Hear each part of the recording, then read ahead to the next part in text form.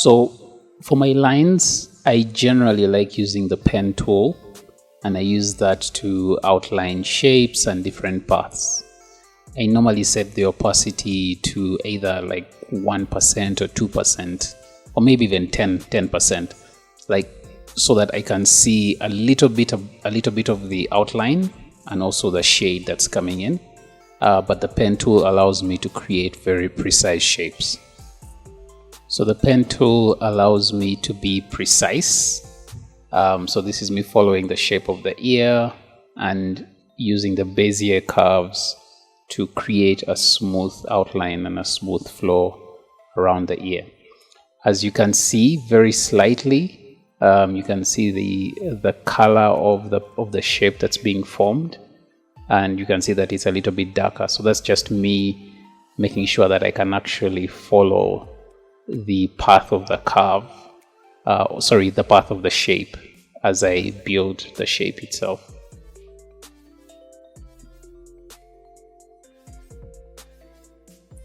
So as we keep building the outline of the shape, this is basically the base layer. I'm going to forward through this. I'm going to speed it up so that we can move through a little bit faster. But the essential process is following the shape of the neck, the skin, the clothes, using the shape tool, and basically just tweaking those Bezier curves so that you can follow the lines very precisely. So I'll just fast forward through this so that we can move forward quickly.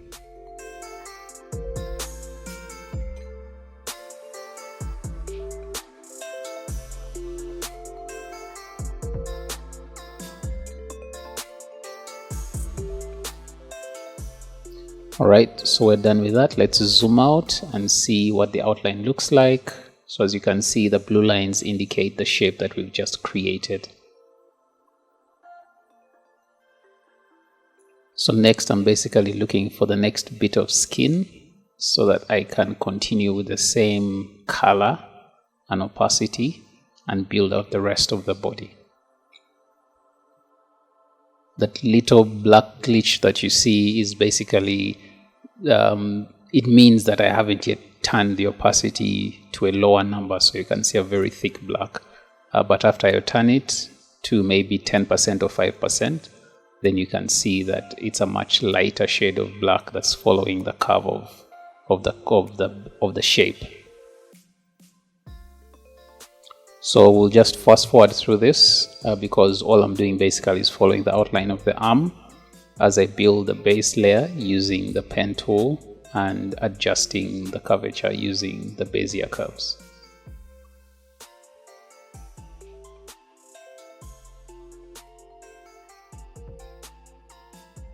So sometimes it gets a little bit tricky, and so you have to find ways to navigate the skin. Especially because you're not going to be able to see some of these parts once you're done with the art piece. So there's no point sort of filling out the entire skin. You can do it if you want, but it's not absolutely necessary. So that's why I'm sort of skipping through the cloth, because I know that the cloth is going to cover the skin. And so we'll fast forward through this again so that you don't have to watch this whole boring process. But it's the exact same thing that we've been doing. So one of the things that I like to do is to create a color palette, and this color palette basically determines the different tones, the different lightness and brightness of the skin, the glasses, the cloth.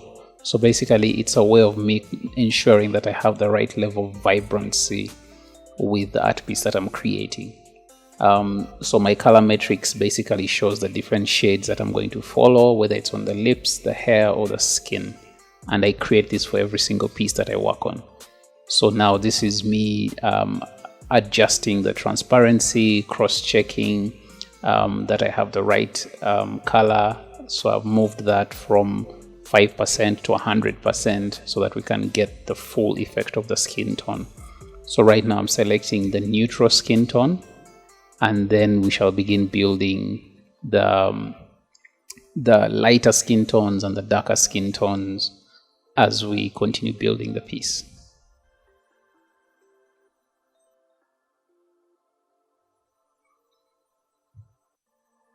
So some of the processes that follow after this are a little bit more intuitive. Like right now, I'm trying to determine what I should do next. I'm zooming in to explore skin tones, which shapes that I should create next, which are the highlights, which are the dark tones, etc.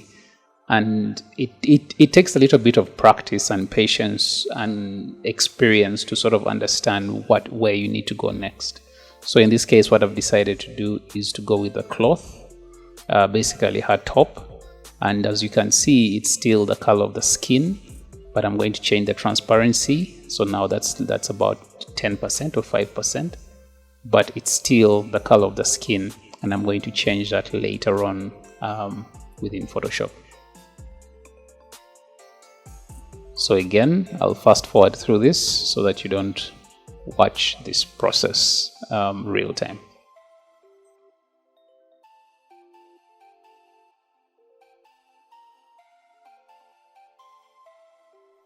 So now we are done with this. I'll just change the color to a blacker cut tone. As you've noticed, I've chosen the hair color, but that's not really important right now.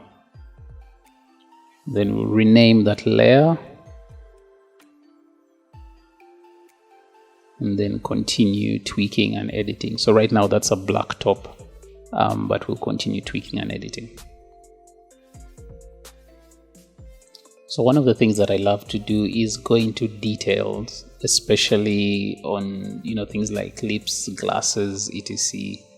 There's just so much detail. Like if you look at the gloss, if you look at the teeth in the background, there's just so much that you can work with. And so sometimes I like to just dive deep into that, so that you can get out the personality of the character based on those little nuances.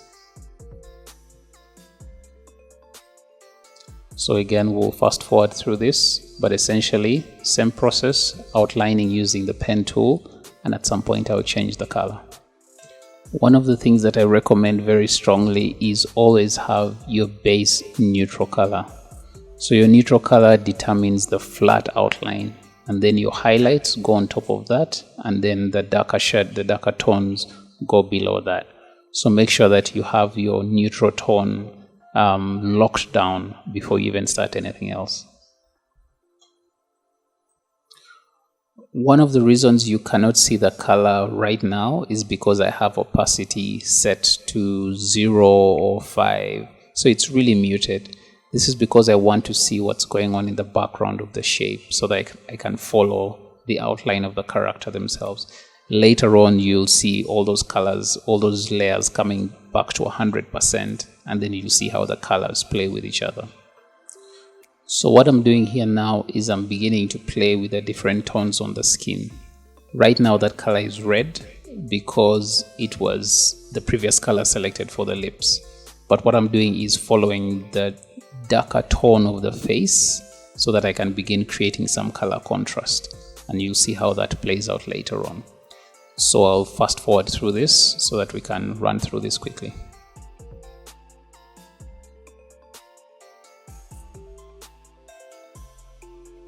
As I mentioned earlier, you will get the experience. The more you do practice, the more you'll be able to identify which are the darker tones, which ones need to be a little bit more darker, which ones need to be lighter. Right now, I'm sort of intuitively guessing what the second darkest layer is based on the base color that I used earlier.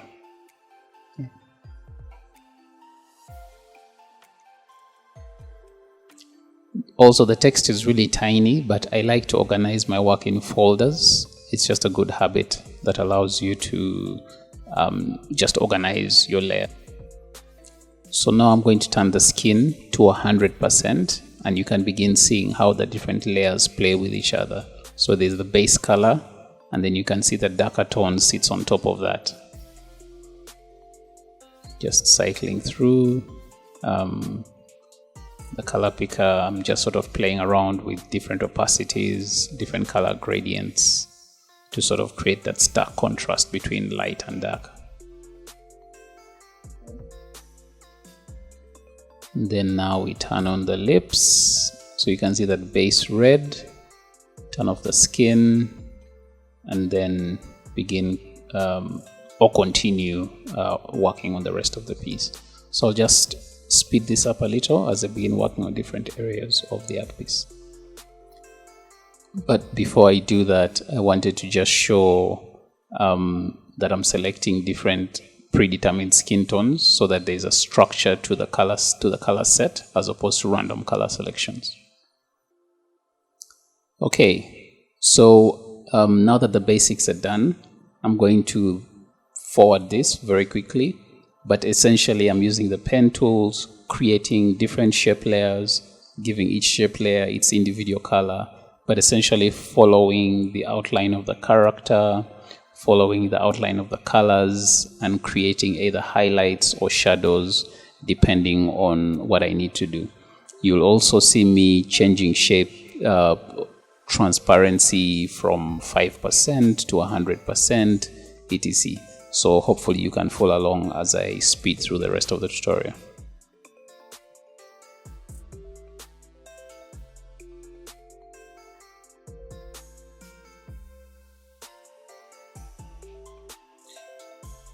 Here you can see the different color layers, the different shape layers, just playing out. You see the different color contrasts. I think now you can start seeing the outline of the facial features popping up a little. One of the challenges that you face is areas where the shape sort of doesn't quite align very well with the next shape. So there you sort of have to tweak it until it feels just right.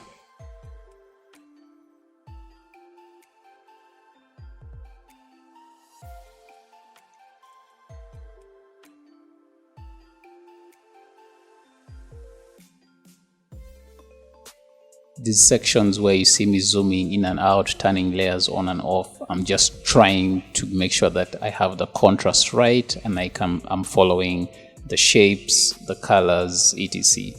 So in this case, I'm now going to explore what the bottom line of the lips look like. It takes a little bit of practice, but hopefully this process will give you a little bit of advice and guidance.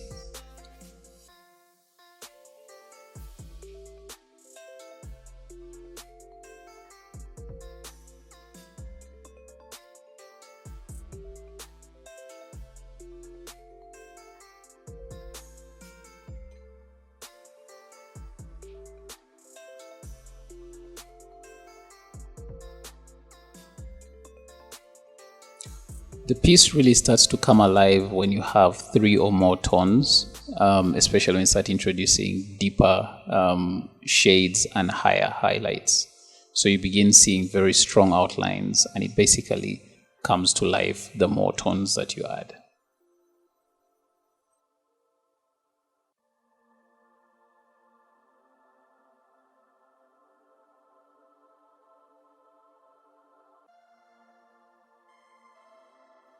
So sometimes you need to use an exaggerated set of colors. For example, that very bright orange that shows the highlights. It looks really good later on when the piece is finished. So again, some of this is just experience, but you'll get the hang of it with more practice.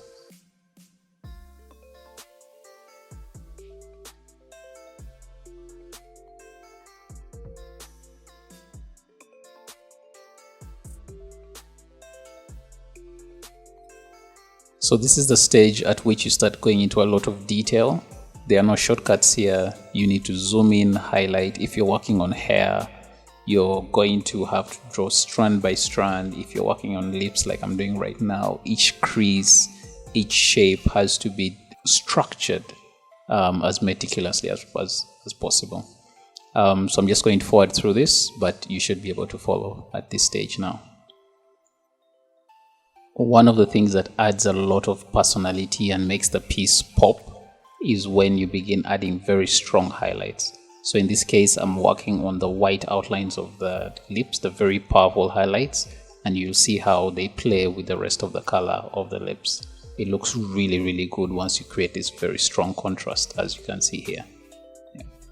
So sometimes, even though you get your color matrix right, you still have to increase opacity of each layer separately, just so that you get a very good blend between the top and bottom layers.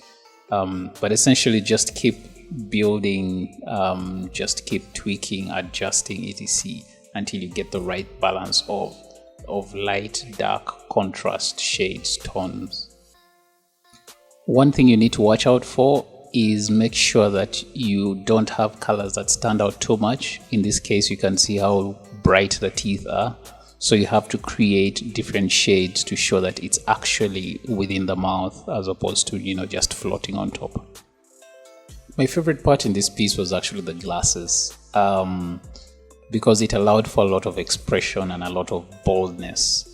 So even though there was a lot of reflection and detail within the glasses, I chose to ignore that and basically created very strong color contrasts on the shades themselves. So this next section is going to run through the development of the glasses, but you'll see how bold the reflections become and how I played with two very strong color contrasts in the blues to create a really cool effect. In this specific section, I'm trying to subtract a new shape from the underlying shape. I'd forgotten how to do this, so it took me a bit of time to get it done. But yeah, I eventually got it done and then continued with the rest of the glasses.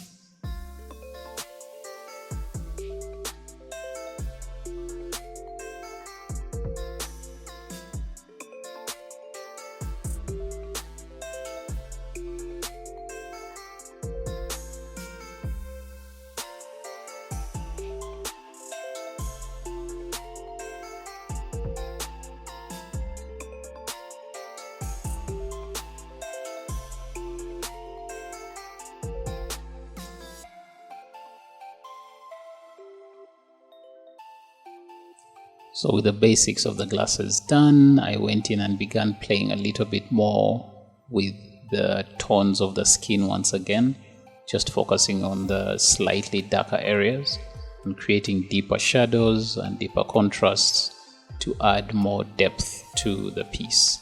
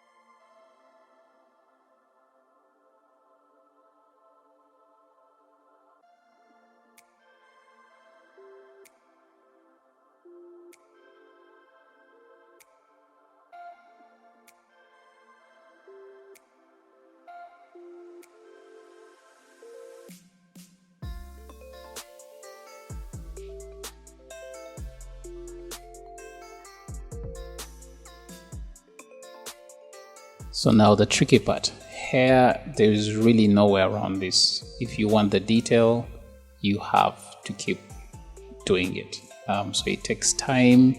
You have to draw strand by strand. You can cheat, but generally the idea is that you keep following the outlines, following the highlights, following the shadows, etc. This is actually pretty much the most tedious part of all this. But it's necessary to create the realism that you're looking for. So we'll just forward through this again until the hair is done. And then here I'm just creating additional shapes to create more contrast, more detail in the ear, more detail around the pinna. Basically just creating more contrast so that the piece comes to life a little bit more stronger. So you can add as much detail as you want. The more color tones you add, the more realistic it becomes, the better it is. But ultimately it's really a question of how much time you want to spend and also how much detail you want to put in the piece. For this particular piece, I wanted it to be really good because I wanted to give it away as wallpaper. So yeah, I went pretty detailed in certain areas and then relaxed a little bit in others.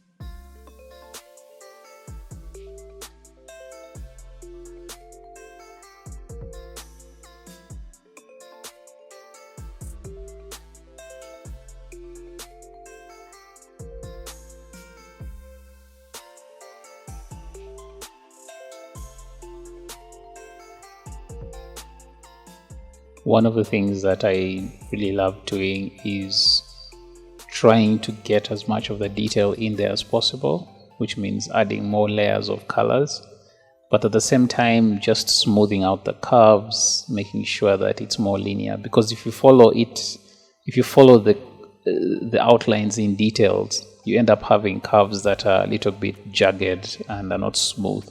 So I tend to go back with the Bezier tool and just adjust those little points, make them smoother, make them more organic and more aesthetic.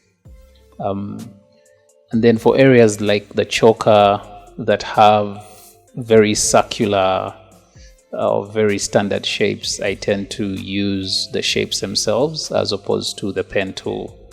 And then I use either a subtract or an add function to create that hole inside there.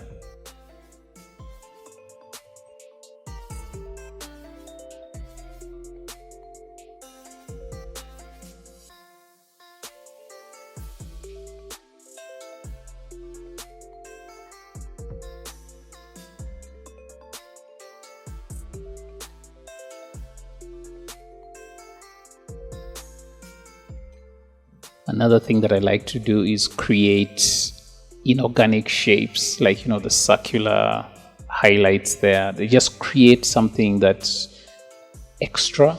So it's not really organic, but it adds character. And then here you can see that I'm smoothing out the curves so that it doesn't appear as rough. So I like to go back and just outline, highlight, tweak, etc., just to make it look nicer. And smoother and sort of more pretty, I guess.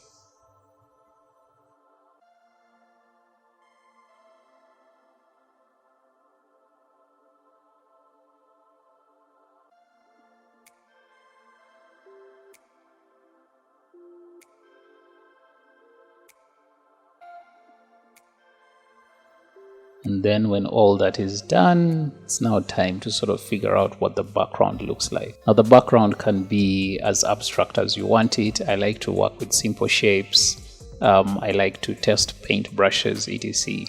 In this case, I got a pattern and then use that and then scale that out to make it, fill out the whole page, and then did some color blending across different layers and ended up with something that was really cool. But basically simple shapes, color blending, etc.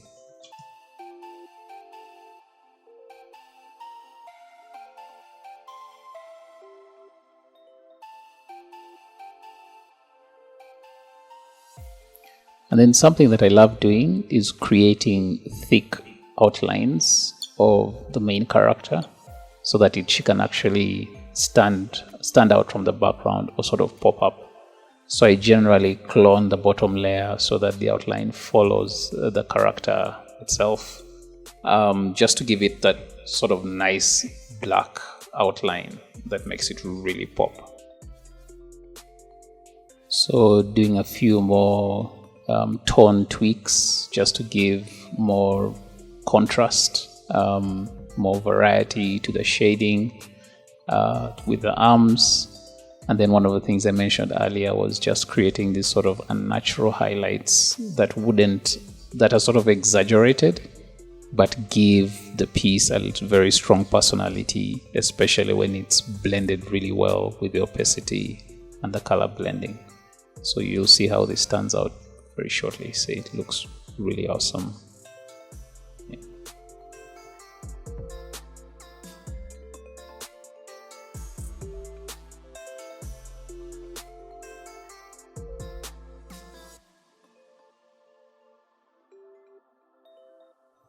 Then finally, what's left now is to just play around with the background. I like to use simple shapes. I like to use textures. And then have those interact in interesting ways using blending modes. And basically just keep tweaking until you find the right color, the right shape, the right size that works for you. So there's a lot of tweaking that's happening in here, and it's basically just me expressing my creativity in trying to bring the vision that I have to life. And sometimes you get happy accidents, and the piece just works out really well from something that you're trying, out of the blue. So I really like that glow behind her head. It allows it to pop, and it looks really cool. So yeah, let me know what you think in the comments. I enjoyed creating this, and I hope that it's better than my previous videos, and see you on the next one.